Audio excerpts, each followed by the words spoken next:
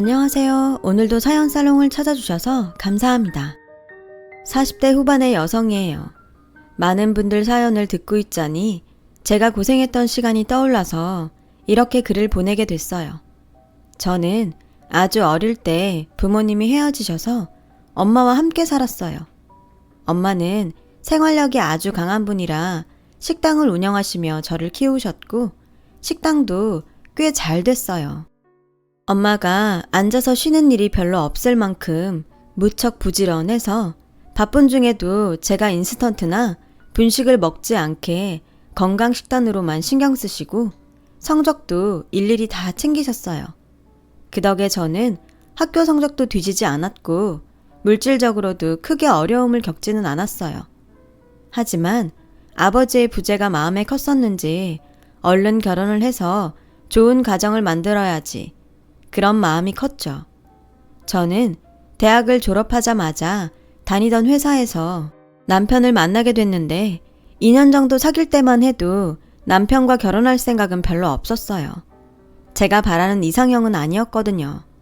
워낙 남편이 저한테 적극적이어서 제가 좀 끌려다니다가 사귀긴 했거든요. 그런데 남편이 결혼 이야기를 꺼내니 그때는 정말 망설이게 되더군요. 제가 결혼 이야기를 피하자 남편은 지연아, 나는 진짜 너밖에 없다는 거 너도 잘 알잖아. 결혼하면 정말 잘할 자신 있어. 장모님한테도 아들 노릇하고 너한테도 진짜 잘할게. 아직 엄마를 만나지도 않았는데 장모님이라고 하는 게 낯설기도 하고 한편으로는 좋기도 했어요. 하지만 저는 남편이 이상형이 아니라는 것 말고도 망설여지던 이유가 있었어요. 저희 집에 아빠가 안 계신데 들리는 소문으로는 남편 어머니가 집안 내력을 꽤 따지신다고 하더라고요. 아빠 없이 큰 것도 서러운데 그걸 다른 사람한테 약점으로 잡히기 싫었죠. 남편은 그런 제 마음을 알았는지 우리 엄마가 까다로운 데가 있긴 하지만 그래도 속정이 깊고 다른 사람 이해도 잘해. 집안 사정이야 어느 집이든 있는 건데 아버지 안 계신다고 무턱대고 반대하고 그러실 분 아니야. 라고 했고 저는 당황해서 내가 어머님 뵙지도 않았는데 어떤 분인지 어떻게 알겠어. 자기 어머님 나쁘게 보고 그런 건 없어. 결혼이란 건 인생에서 가장 큰 일 중 하나니까 신중하자는 거지. 라며 변명하고 넘어갔어요. 사실 남편은 친구들이나 시끌벅적한 술 모임을 좋아했는데 저는 그런 데에 몰려다니는 것보다 집에서 우리만의 시간을 갖기를 원했거든요. 그런 점들도 많이 걸렸죠.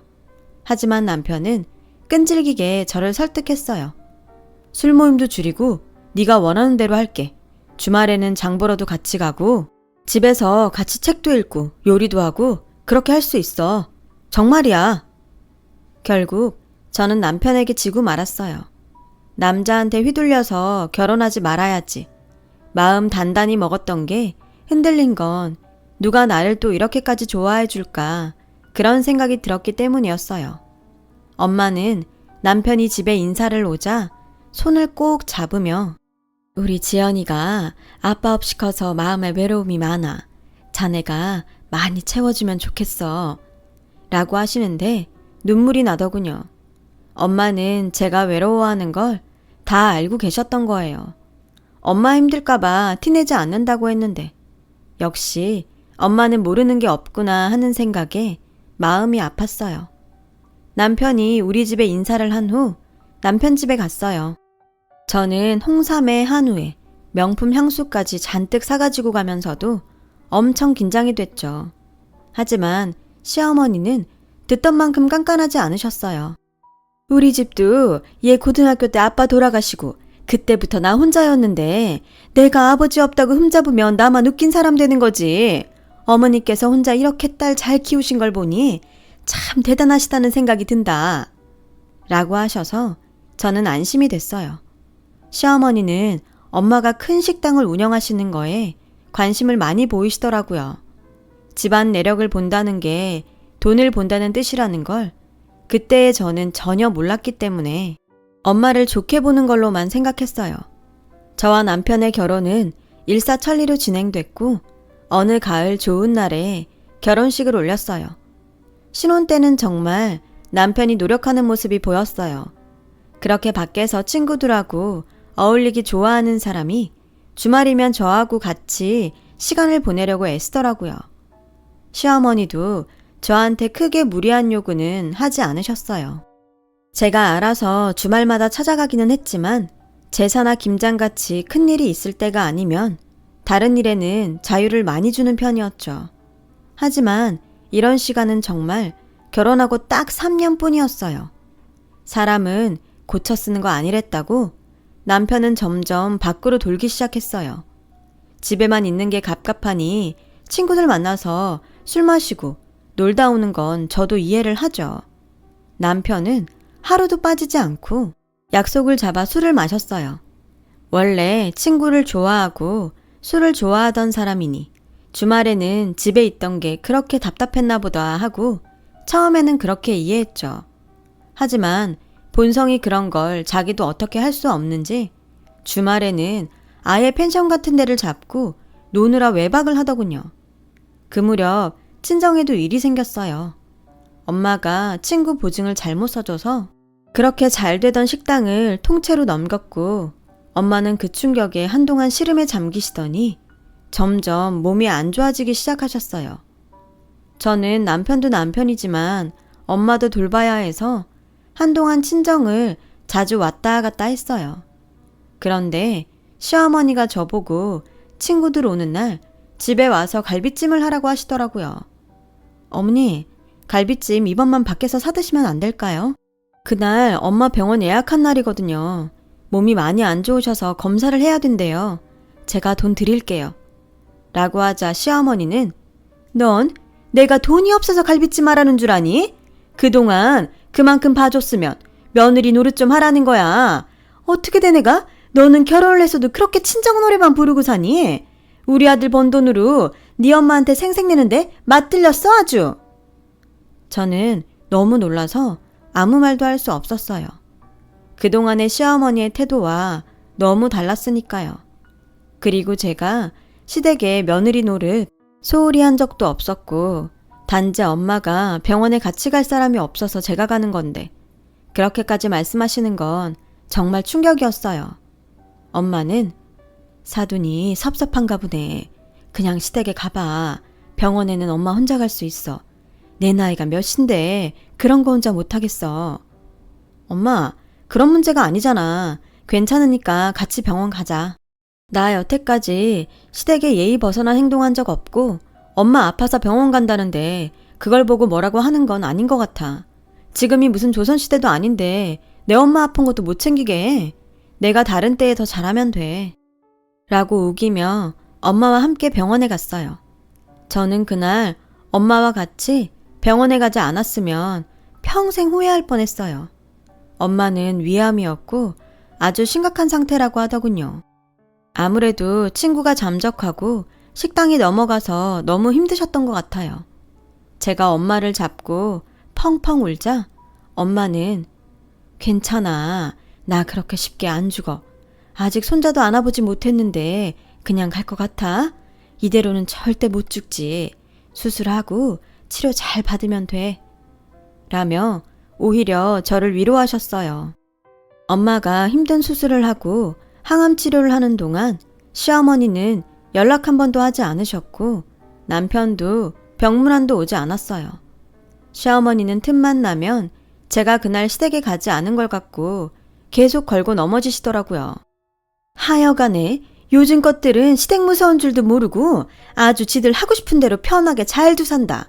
아니면 어릴 때부터 아빠 없이 자라서 가정교육을 제대로 못 배워먹어서 그렇게 싸가지가 없는 건지 라며 저희 집을 무시하는 말을 거침없이 하곤 했어요. 정말 처음 볼 때의 시어머니와 달라도 너무 달랐죠. 알고 보니 시어머니는 친정엄마 식당이 넘어가고 우리 집이 경제적으로 어려워지니까 더 이상 별 볼 일 없다고 생각하고 함부로 대하기 시작했던 거더라고요.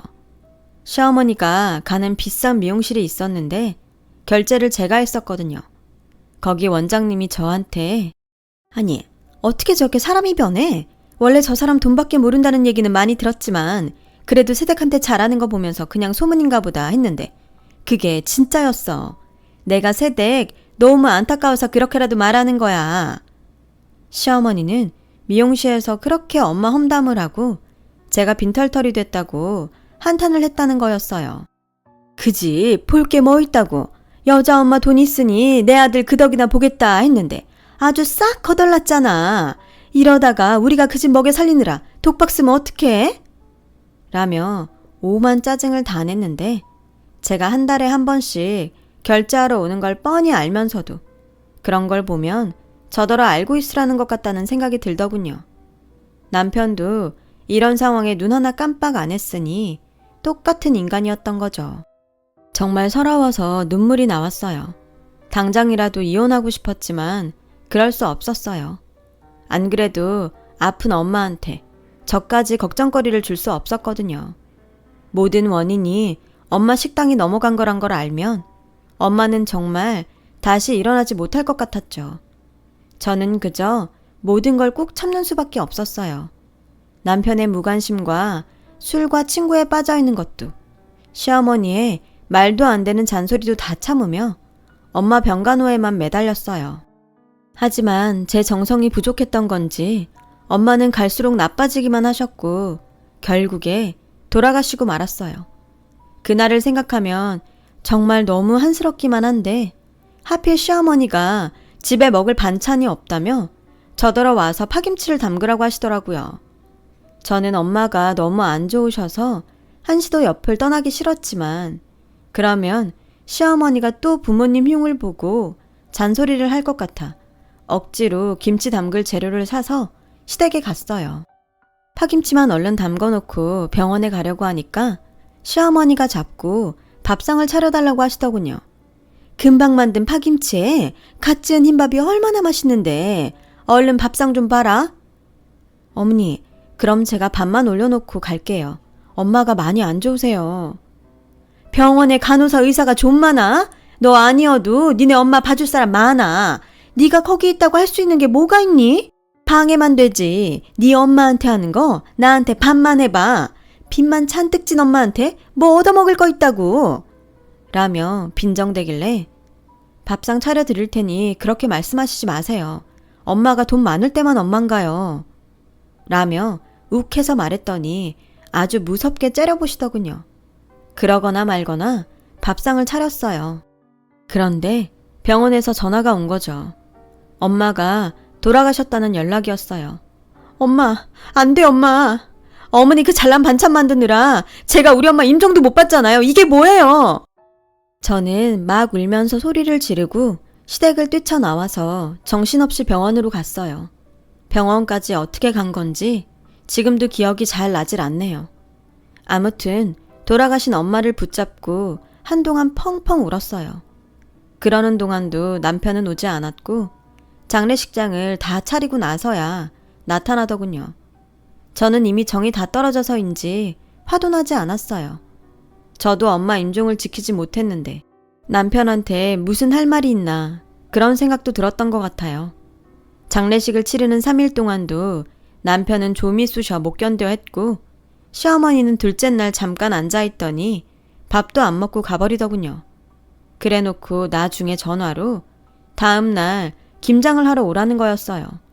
그때는 김장 담그기에는 너무 이른 시기였고 제가 만들어 놓은 파김치도 잔뜩 있었기 때문에 순전히 나와 엄마를 무시하려는 수작으로만 보이더라고요.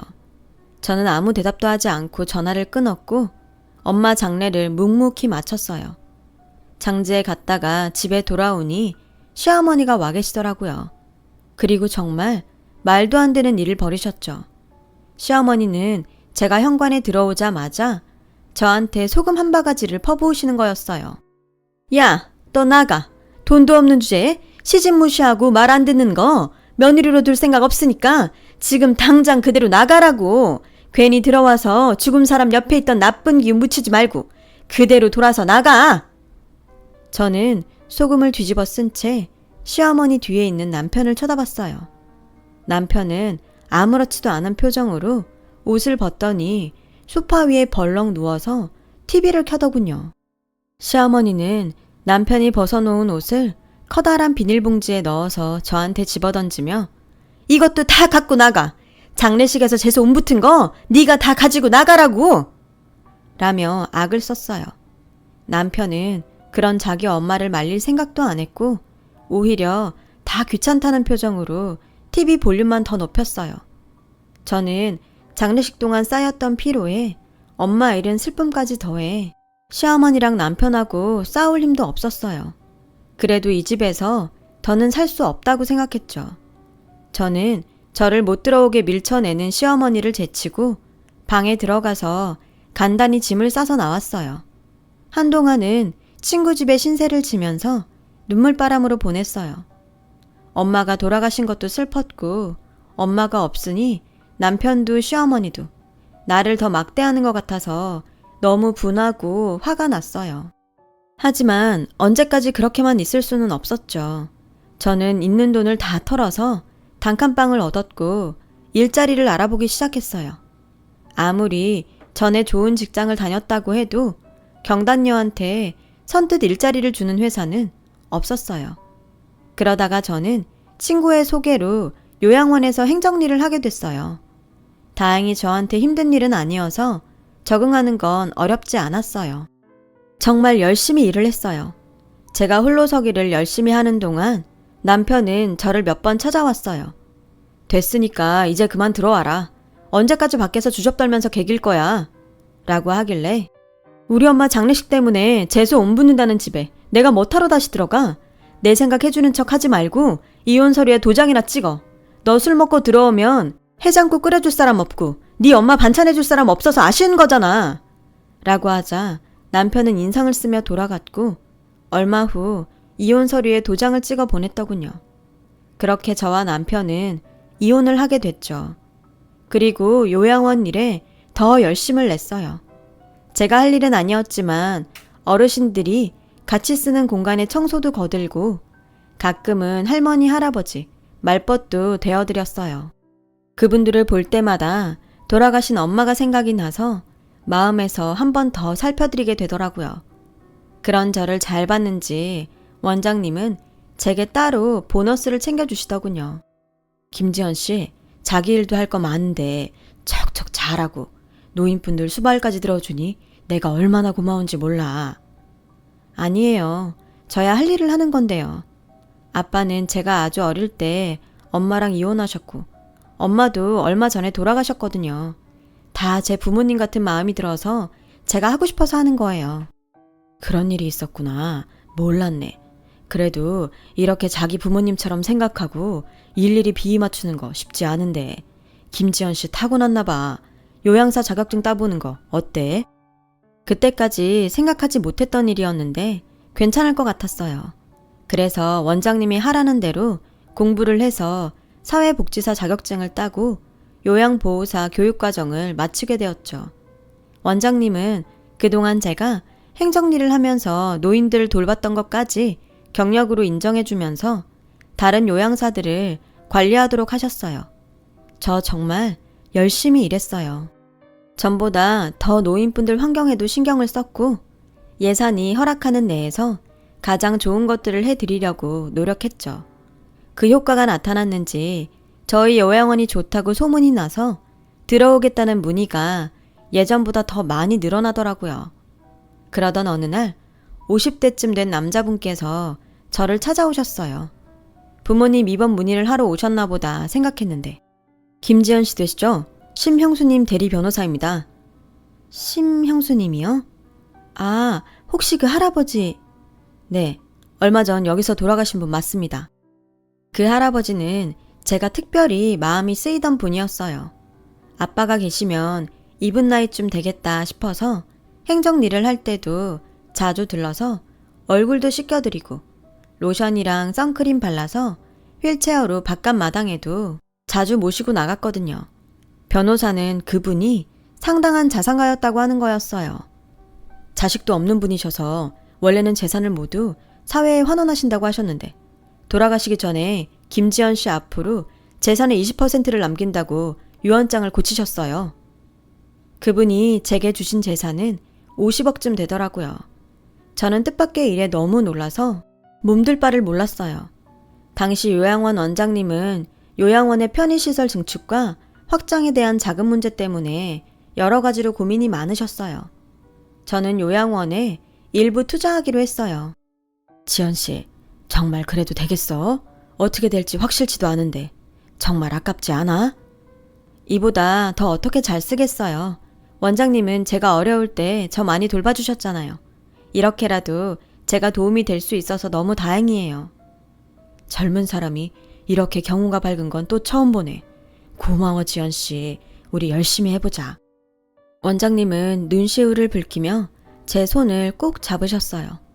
저와 원장님은 옆 건물을 인수해서 병실과 여러 시설을 늘리고 그동안 요양원이 좁아서 받지 못했던 노인분들까지 받게 되었어요. 그러면서 요양원 이미지도 더 좋아졌죠. 그런데 하루는 남편한테서 전화가 왔어요. 당신 잘 지내는 거야? 요양원도 운영한다며. 어떻게 일이 잘 풀렸나 보네. 어디서 들었는지 모르겠지만 그쪽하고 상관없고요. 이제 저한테 당신이라고 하지 마시죠. 제가 왜 그쪽 당신입니까? 라며 쏘아붙이자 남편은 더 이상 말을 못하고 전화를 끊더군요. 그리고 얼마 후 시어머니가 요양원에 찾아왔어요. 만나고 싶지 않았는데 막무가내로 제 사무실로 밀고 들어오더니 땅바닥에 주저앉아 신세한탄을 하더군요. 아유, 얘 내가 암에 걸렸댄다. 나 좀 살려다오. 라면서 매달리는데 정말 한숨만 나왔어요. 듣자 하니 니네 요양원이 그렇게 시설도 좋고 다른 데보다 밥도 잘 나오고 좋다며? 자리 하나만 내줘. 여기는 할머님은 못 들어오세요. 그런 게 어딨어? 네가 여기 있는데. 예정을 생각해서 네가 힘 좀 써봐라. 아니에요. 저희도 우선순위가 있어요. 할머님은 그 우선순위에서도 밀리시고요. 차라리 병원에 입원을 하세요. 내가 입원할 정도는 아니랜다. 그리고 할머님이 뭐니? 청없이 들리게. 제가 댁하고 정이 있을 게 뭐 있나요? 우리 엄마 아프실 때 생각하면 저는 지금도 피눈물이 나요. 저는 댁 때문에 우리 엄마 임종도 못 지킨 사람이에요. 그런데 이제 와서 지 좀 살겠다고? 요양원 자리 내달라는 말이 나와요? 댁처럼 쌩쌩하고 지잘난 맛에 혼자 잘 돌아다니는 사람한테는 여기 자리가 없어요. 갑상선암 초기시면 열심히 치료하면 나으실 거예요. 하늘도 무심하시지. 우리 엄마같이 열심히 살고 착하던 분은 그렇게 데려가시고 남한테 기생충처럼 빌붙는 게 버릇된 이런 사람들은 뭐 이것도 다 하늘에서도 좋은 사람만 필요한가 보다 라고 생각하고 살고 있어요. 당신 같은 사람 돈 없으면 무시하고 그런 사람한테는 요양사도 소개 못 해주니까 그런 줄 아세요. 저는 완전히 차갑게 돌아섰어요. 시어머니는 그런 제 소매를 잡으며 뭐 그런 옛날 일을 자꾸 들먹여 라길래 제가 화가 나서 뭐라고 하려는데 갑자기 원장실 문이 열리더니 원장님이 시어머니한테 소금을 판바가지 붓는 거였어요. 진짜 내가 아픈 사람한테 이래보긴 처음인데요. 할머니, 양심이란 게 있으면 그렇게 사시면 안 되죠. 장례식 마치고 온 며느리 그날로 집에서 쫓아내고서 어떻게 여기까지 와서 자기를 받아달라는 말을 합니까? 그 말에 요양원 1층에 있던 사람들이 모두 시어머니를 보며 아무리 사람이 뻔뻔해도 똥오줌은 가릴 줄 알아야죠. 그렇게 아프고 힘들면 대개 아들 보고 시중 들라고 하쇼. 그렇게 수근거리기 시작했어요. 시어머니는 얼굴을 가리며 사람들 사이를 빠져나갔고 원장님은 사람들한테 소란 피워서 죄송하다며 상황을 정리하셨어요. 저는 시어머니가 아픈 건 안 됐지만 솔직히 통쾌했어요. 저희 엄마 가시는 길에 저에게 했던 일에 비하면 아무것도 아니니까요. 그 후로 시어머니와 남편은 다시는 저한테 연락하지 않았어요. 알고 보니 시어머니는 요양사 몇 명을 갈아치우고 다들 학을 떼고 시어머니 집을 피하니까 저한테 찾아온 거였더라고요. 요양사들한테도 막말하고 그깟일 한다며 무시했다고요. 그런 게 돌고 돌아서 벌을 받은 건지 모르겠지만 시어머니는 아무도 봐줄 사람이 없어서 결국 시골 친척집에 얹혀 살게 됐다고 해요. 그 후로는 소식을 알 수 없네요. 그게 벌써 5년도 더 된 일이에요. 저는 원장님과 계속 요양원을 하고 있고요. 얼마 전부터는 좋은 남자를 만나 교제 중에 있어요. 결혼을 할지는 아직 잘 모르겠지만요. 저는 일단 제 일과 삶에 충실할 생각이에요. 제 긴 이야기 들어주셔서 감사하고 모든 분들의 삶에 건강과 안녕이 함께 하시길 바랍니다. 다들 좋은 하루 보내세요. 여러분, 사연 댓글에 응원과 현명한 조언 부탁드려요. 좋아요와 구독은 저에게 큰 힘이 됩니다. 오늘도 좋은 일 가득하세요.